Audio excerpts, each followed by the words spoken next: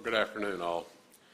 I do want to thank Secretary Mattis, State Councilor Yang Chai-ji, and PLA Chief of Joint Staff Feng Feng Wei for a day of very productive meetings. Secretary Mattis and I were quite pleased to host the first session of the Diplomatic Security Dialogue since we agreed on this format at the Presidential Summit at Mar-a-Lago. This is one of 4 distinct dialogue areas that will implement our President's vision for constructive, results-oriented bilateral relations.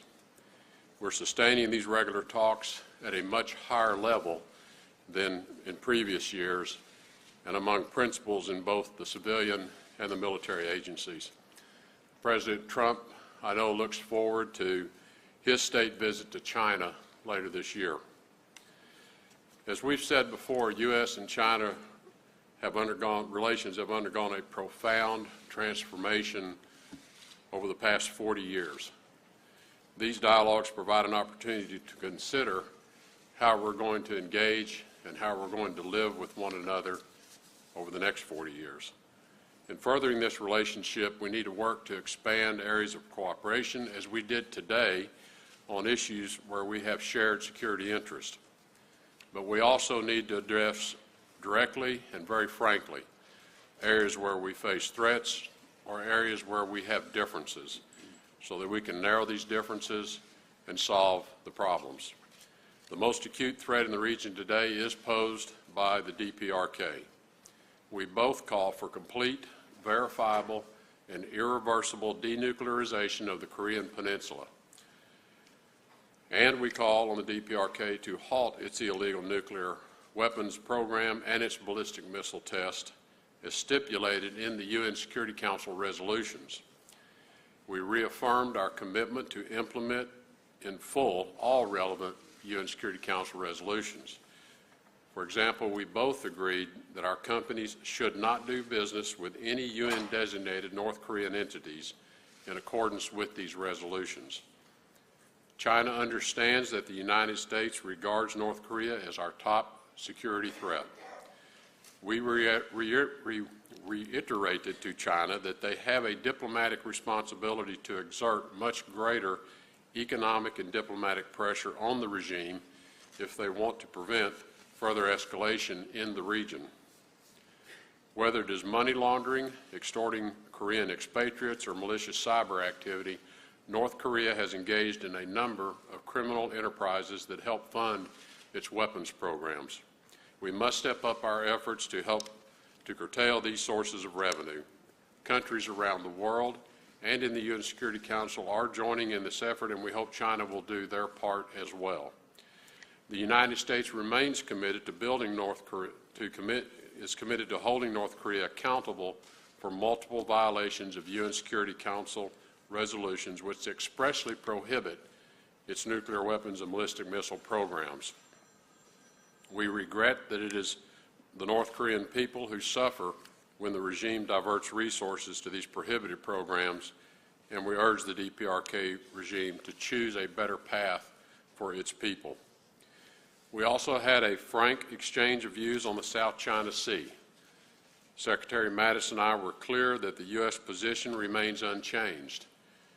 We oppose changes to the status quo of the past through the militarization of outposts in the South China Sea and excessive maritime claims unsupported by international law, and we uphold the freedom of navigation and overflight.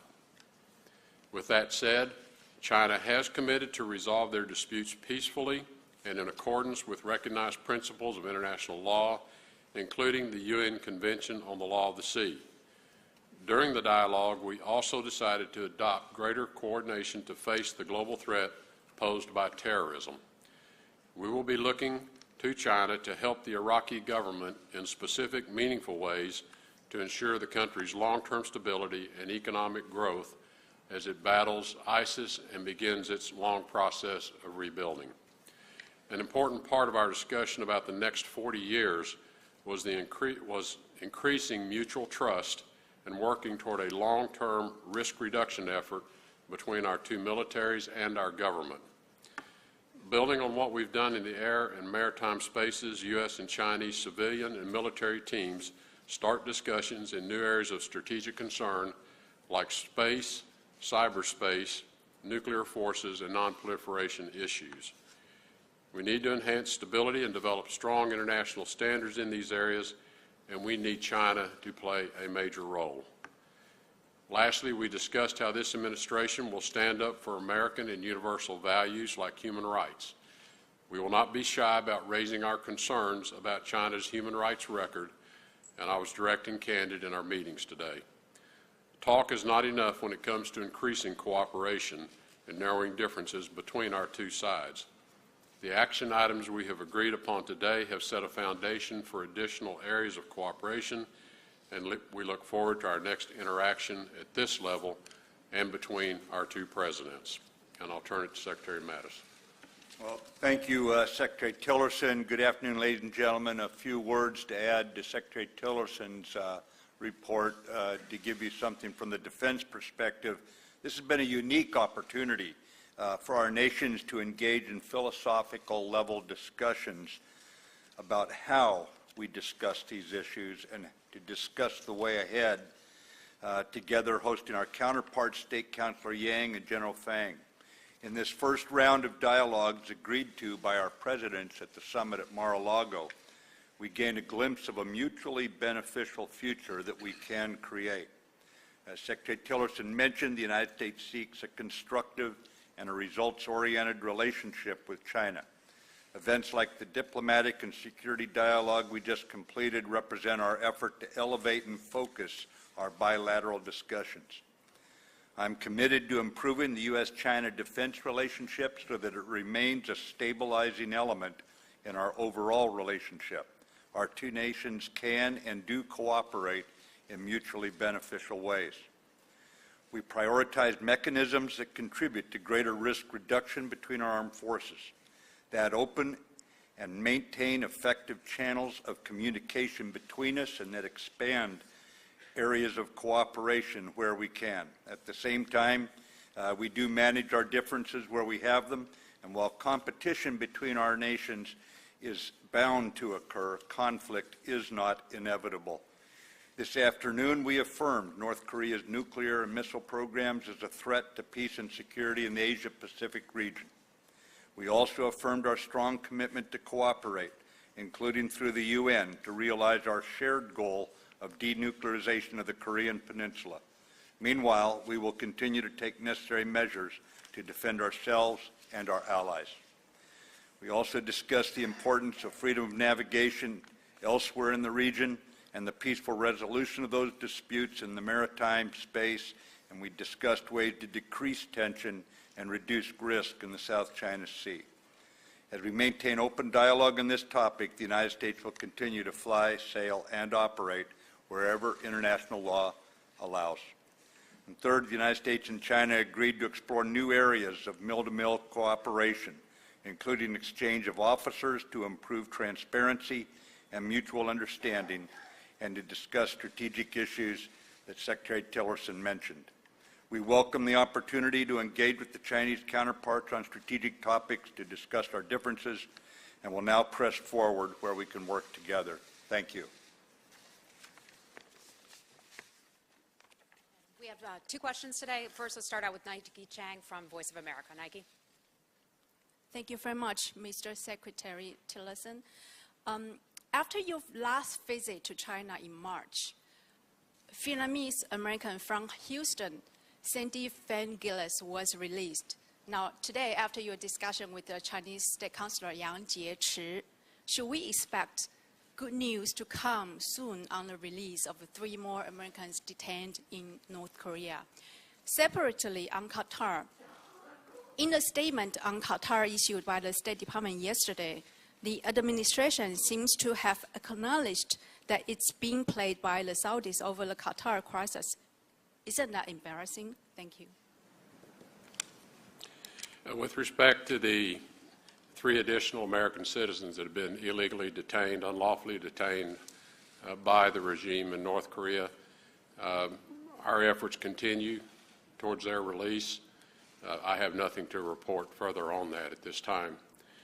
With respect to the situation in the Middle East between Qatar and the 4 countries who have issues with Qatar, our role has been to encourage the parties to get their issues on the table, clearly articulated, so that those issues can be addressed and some resolution process can get underway to bring this to a conclusion. Our desire is for unity within the Gulf and unity within the GCC, and that we redirect all of our efforts on the war against terror, the war to defeat ISIS and Daesh in the region. Barbara Platt from the BBC. Thank you. Secretary Mattis. The President seemed to signal yesterday that he was extremely angry and frustrated with North Korea and that China had failed in its attempt to help on that. Despite these continued efforts at cooperation, is the administration beginning to think that China will not be able to rein North Korea in? And is there any consideration of new direct action? In particular, has the military posture changed in any way? And if I may, a question on the South China Sea. Control of the South China Sea is a fundamental part of China's strategic policy. Freedom of navigation efforts notwithstanding, how far is the U.S. willing to go to prevent militarization? Thank you. Yeah, in regards to the President's view of North Korea, I believe he represents the American people's view of North Korea right now. We see a young man go over there healthy and with a minor act of mischief, come home dead, basically, die immediately after he gets here.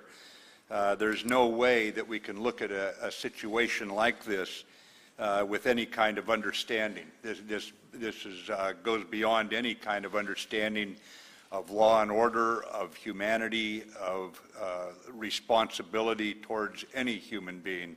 So what you're seeing, I think, is the American people's frustration with a regime that provokes and provokes and provokes and basically plays outside the rules, plays fast and loose with the truth, that sort of thing.